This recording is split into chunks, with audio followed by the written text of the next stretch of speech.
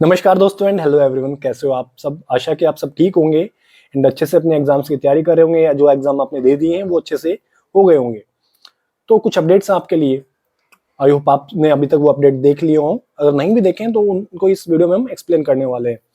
MTS 2021 के आपके marks आ गए हैं टीयर 2 के एंड आपकी कुछ नोटिफिकेशंस भी आई हैं, कुछ अपडेट्स आए हैं। आईएमडी की आपकी फाइनल आंसर कीज आ गई हैं। तो जैसे ही आप एसएससी की वेबसाइट पर लॉगिन करोगे, अपने डैशबोर्ड में जाओगे, वहाँ पे आपको मार्क्स देखने को मिल जाएंगे। ठीक है, एंड कुछ आपके एडिशनल रिजल्ट आए हैं वो भी देखते हैं हम। तो इस वीडियो में बेसिकली हम बात करने वाले हैं जो फेज 11 का सिलेक्शन पोस्ट का नोटिफिकेशन आया उसके बारे में, एंड आपके जो एमटीएस के रिगार्डिंग कुछ अपडेट्स हैं एमटीएस 2021 एग्जामिनेशन के रिगार्डिंग वो बात करने वाले हैं। तो मार्क्स कैसे देखने हैं आपको, पहले तो वो देखते हैं हम। तो सिंपली आपको जैसे ही आप लॉगिन कर लोगे एसएससी की वेबसाइट पे, तो वहाँ पे आपको ऑप्शन रहते हैं मल्टीटास्किंग स्टाफ एग्जामिनेशन के मार्क्स देखने आपको। तो यहाँ पे क्लिक कीजिए, देन रजिस्ट्रेशन नंबर वगैरह डाल के आप चेक कर सकते हैं। ठीक है, एंड सबमिट करेंगे जैसे ही आप रजिस्ट्रेशन नंबर से लॉगिन करने के बाद यहाँ पे आपके पास शो करेगा रजिस्ट्रेशन नंबर ऑलरेडी। तो सबमिट करने के बाद आपके मार्क्स शो हो जाएंगे। ठीक है, एंड बात करते हैं हम जो आपके नोटिस आए हैं वो उनके बारे में एंड जो भी अदर अपडेट्स हैं उनके बारे में। तो ये टेलीग्राम ग्रुप में कुछ स्क्रीनशॉट शेयर हुए हैं डिफरेंट अपडेट्स के रिगार्डिंग।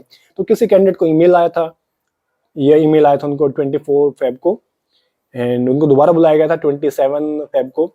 और उनके जो 20 तारीख को डीवी हुआ था उसमें कुछ एरर्स आए थे, उनको क्लियर करने के लिए उनको दोबारा बुलाया गया था। ठीक है, एंड बाकी और कैंडिडेट्स भी हैं जिनको स्कोर कार्ड जिन्होंने शेयर किए हैं।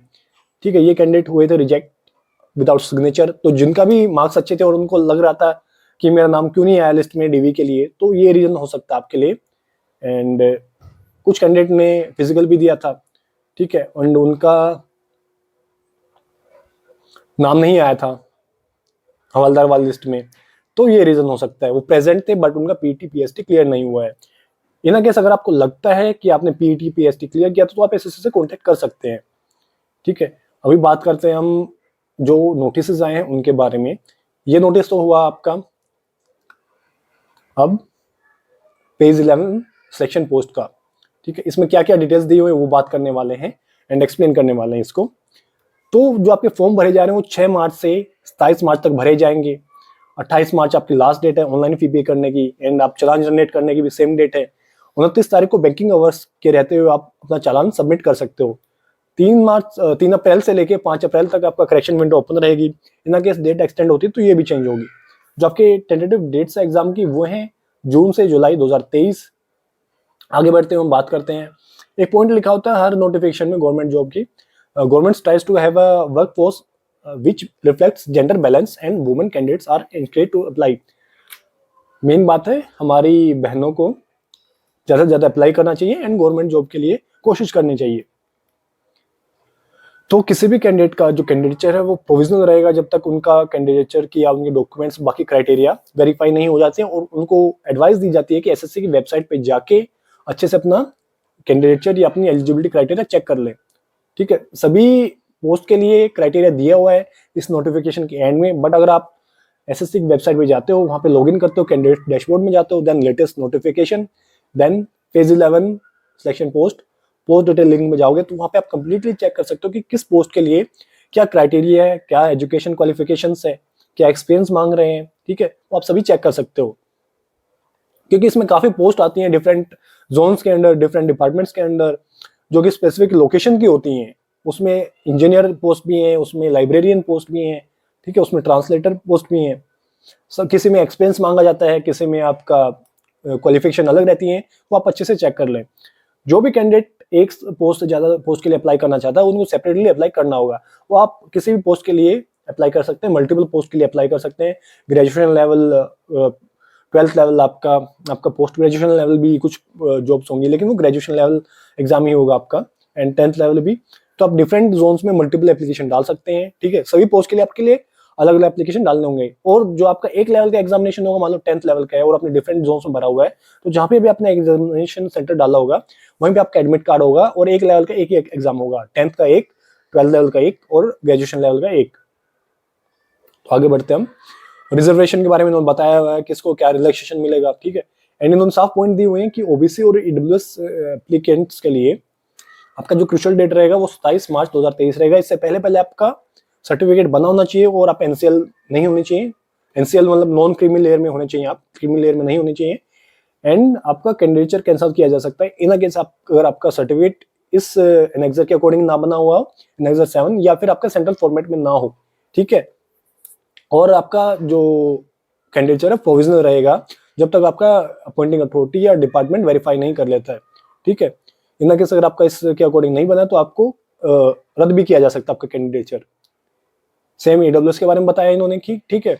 एंड इन केस अगर आप एप्लीकेबल नहीं है तो आप इसे अप्लाई मत करें इस कैटेगरी में, आपके पास सर्टिफिकेट नहीं है तो। जो आपका क्रूशियल डेट के अकॉर्डिंग है उसी के अकॉर्डिंग आपका इनकम एंड एसेट सर्टिफिकेट भी होना चाहिए। अगर हम बात करें सेंट्रल गवर्नमेंट सिविलियन एम्प्लॉयज के लिए तो उसके लिए भी क्राइटेरिया दिया हुआ है 27 मार्च 2023 तक आपके 3 साल पूरे हो जाने चाहिए। और जब तक आपका फाइनल इस एग्जाम के थ्रू जो भी अपॉइंटमेंट लेटर आने वाला है वो ना आ जाए तब तक आप जॉब में रहने चाहिए। ना कि आप ऑलरेडी वर्किंग है तो आपको एनओसी भी चाहिए होगी, नो ऑब्जेक्शन सर्टिफिकेट, ठीक है। एंड बाकी देखते हैं पीडब्ल्यूडी कैंडिडेट्स के बारे में दिया हुआ है कि क्या क्राइटेरिया क्या रूल्स है, वो आप अच्छे से पढ़ लें एक बार। हम मेन पॉइंट्स के बारे में बात करने वाले हैं। सिटीजनशिप के बारे में दिया हुआ है कि कौन कौन अप्लाई कर सकता है। एज लिमिट आपकी चेक होगी 1 जनवरी 2023 के अकॉर्डिंग। डिफरेंट पोस्ट हैं उनकी डिफरेंट एज लिमिट है। और जो आपका रिलैक्सेशन मिलेगा वो दिया हुआ है डिफरेंट केसेस में, ठीक है। For group C post only, group C post के लिए ही आप जो सिविलियन एम्प्लॉय हैं उनको रिलैक्सेशन मिलेगा, ठीक है।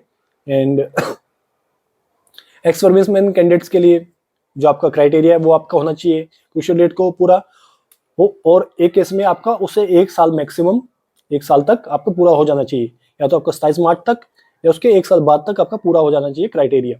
सर्टिफिकेट आपका प्रोसेस कैसे होंगे एंड उसका फॉर्मेट क्या आना चाहिए वो इन्होंने दिए हुए।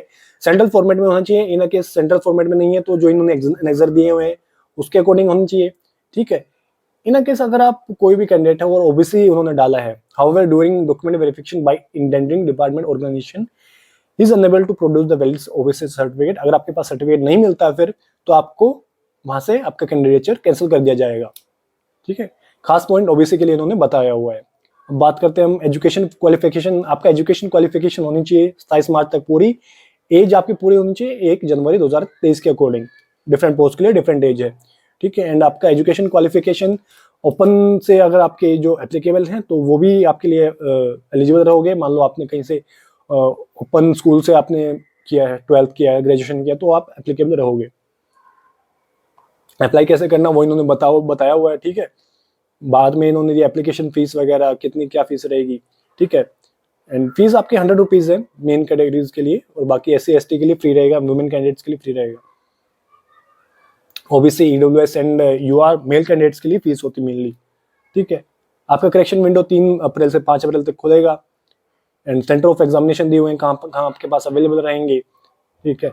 एंड आप ध्यान से भरें, जिस भी रीजन में आप डालोगे वहीं पे आपका एग्जामिनेशन सेंटर आएगा। स्कीम ऑफ एग्जामिनेशन क्या रहेगी आपकी तीनों लेवल के लिए 100 क्वेश्चन रहेंगे, 25 जीके, 25 रीजनिंग, 25 मैथमेटिक्स या क्वांटिटेटिव एप्टीट्यूड, ठीक है। एंड 25 क्वेश्चन रहेंगे आपके इंग्लिश के लिए, और 2 मार्क्स के क्वेश्चन रहेंगे। 0.50 का नेगेटिव मार्किंग रहेगी ईच रॉन्ग क्वेश्चन के लिए। आगे बढ़ते हैं हम। तो टोटल 200 मार्क्स का क्वेश्चन पेपर होगा आपका, 60 मिनट का टाइम रहेगा सभी कैटेगरी के लिए, एक्सेप्ट आपका जिसमें भी स्क्राइब एप्लीकेबल है उनको 80 मिनट टाइम मिलेगा। आगे बढ़ते हैं। आपका सिलेबस दिया हुआ है मैट्रिकुलेशन लेवल के लिए, हायर सेकेंडरी लेवल के लिए एंड ग्रेजुएशन लेवल के लिए, ठीक है। ग्रेजुएशन एंड अबव लेवल, क्योंकि इसमें कुछ पोस्ट पीजी के लिए भी है, ठीक है। एडमिशन टू एग्जामिनेशन आपके क्राइटेरिया क्या रहेंगे क्या नहीं रहेंगे वो इन्होंने बताया हुआ है, ठीक है। यहाँ पे आपका डॉक्यूमेंट वेरिफिकेशन के बारे में इन्होंने दिया हुआ कि क्या क्या डॉक्यूमेंट आपकी जरूरत होंगे। एंड जो डॉक्यूमेंट वेरिफिकेशन है आपका वो मोस्टली आपका डिपार्टमेंट के द्वारा ही कराया जाएगा, और आपसे ऑनलाइन आपका जो पहले बाय पोस्ट मंगाते थे ना डॉक्यूमेंट कंप्यूटर बेस्ड एग्जामिनेशन होने के बाद, वो आपसे ऑनलाइन मंगाए जाएंगे मोस्ट पॉसिबली। इन केस अगर ऑनलाइन नहीं मंगाते तो जो भी आपका मेथड रहेगा वो SSC आपको बता देगा, ठीक है। और जो आपके एडमिट कार्ड है वो SSC का रीजनल ऑफिस से आपका जनरेट कर देगा। एंड आगे देखते हैं। कुछ कैंडिडेट्स कॉमन भी रहेंगे, जैसे आप मल्टीपल पोस्ट के लिए अप्लाई करते हो, ठीक है। एंड जो कैंडिडेट्स कॉमन रहेंगे उनको सिर्फ एक ही एडमिट कार्ड इश्यू होगा। यहाँ पे लिखा हुआ है 10th लेवल के लिए एक, 12th लेवल के लिए, ग्रेजुएशन या अबव लेवल के लिए एक एडमिट कार्ड इशू होगा, चाहे आपने कितनी पोस्ट अप्लाई की है डिफरेंट रीजन्स में। आपका एग्जाम वहीं पे होगा जहाँ पे आपने चूज किया है, और वहीं से आपका एडमिट कार्ड इश्यू होगा। ये कंप्यूटर बेस्ड एग्जामिनेशन के लिए बात कर रहे हैं। आपका मिनिमम क्राइटेरिया रहेगा सिलेक्शन के लिए दिया है उन्होंने, जहाँ पे भी 5 वैकेंसी से कम है वहाँ पे 1:30 के रेशियो में बुलाए जाएंगे सेकंड स्टेज के लिए। जहाँ पे 5 से ज़्यादा वैकेंसीज है वहाँ पे 1:15 बशर्ते 150 कैंडिडेट्स मिनिमम हो। एंड बाकी कैटेगरीज के लिए उन्होंने दिया हुआ है कि आपका सर्टिफिकेशन कैसा होगा। Will be required to submit self attested copies. इन्होंने बताया कि आप सेल्फ अटेस्टेड कॉपीज आपको सबमिट करनी होंगी ऑनलाइन, ठीक है। यहाँ पे of all supporting documents in respect of education, qualification, experience and all that, possibly in online mode. Possible रहेगा कि ऑनलाइन मोड में आपसे सबमिट कराया जाए, जो अभी तक बाई पोस्ट होता आ रहा था, ठीक है। एंड देन और उसके बाद आपका आगे प्रोसेस होगा, और any other mode as decided by the commission, या फिर कोई और जो कमीशन डिसाइड करेगा, to the respective regional offices user department to which the post category belongs, ठीक है। आपको सबमिट करने होंगे। आपको यूजर डिपार्टमेंट जो भी कैंडिडेट्स क्वालिफाई करेंगे उनको डीवी के लिए बुलाएगा। स्कोर जो है आप फाइनल रिजल्ट के बाद ही देख सकते हो, उससे पहले नहीं देख सकते हैं, ठीक है। उससे पहले आपको आइडिया लगाना होगा कि जो भी आपकी कीज आई है उसके अकॉर्डिंग। रिजेक्शन किस किस केस में हो सकता है, ठीक है। आपके पास एजुकेशन क्वालिफिकेशन नहीं है साइज मार्च के अकॉर्डिंग, और एज आपका 1 जनवरी के अकॉर्डिंग नहीं है, तो आपको रिजेक्शन फेस करना पड़ सकता है, ठीक है। डिफरेंट क्राइटेरिया दिए हुए इन्होंने, आगे भी इन्होंने काफी क्राइटेरिया दिए हुए हैं। मेन बात हमने कर ली है, ठीक है। अपेंडिक्स दिए हुए हैं, एनेक्सर दिए हुए हैं। पेज नंबर 90 पे जो आपका फोटोज का फॉर्मेट एप्लीकेबल है वो दिया है इन्होंने, कि कौन कौन से फोटो कैसे कैसे आपके एप्लीकेबल है। सिर्फ एक ही अलाउड है, आपका क्लियर होना चाहिए, ब्लर नहीं होना चाहिए, ठीक है। एंड ज्यादा पास से नहीं होना चाहिए, ज्यादा दूर से नहीं होना चाहिए, इन्वर्टेड नहीं होना चाहिए, एक्स्ट्रा कलर नहीं होना चाहिए, ठीक है। ज्यादा छोटा नहीं होना चाहिए, और कैप वगैरह नहीं होना चाहिए, चश्मे नहीं होने चाहिए, ठीक है, गॉगल्स नहीं होने चाहिए। और यहाँ पे इन्होंने डिफरेंट एब्रीविएशंस दी हुई हैं। यहाँ से आपके डिफरेंट पोस्ट के लिए आपके क्राइटेरिया शुरू हो जाते हैं। डिफरेंट जोन्स में आपके डिफरेंट पोस्ट के लिए डिफरेंट वैकेंसीज अवेलेबल हैं, ठीक है। आप अच्छे से पढ़ लें, और अगर आप यहाँ पे सही से नहीं चेक कर पा रहे हैं तो इस लिंक पे जाके आप चेक कर सकते हैं, ठीक है। इस वीडियो में बस इतना ही है। अगर आपको वीडियो इन्फॉर्मिंग लगी हो या अच्छी लगी हो तो प्लीज लाइक एंड शेयर करें, चैनल को सब्सक्राइब करके बेल आइकन दबा लें। मिलते हैं किसी नेक्स्ट वीडियो में। Till then stay safe, stay healthy, bye bye, धन्यवाद, जय हिंद, जय भारत।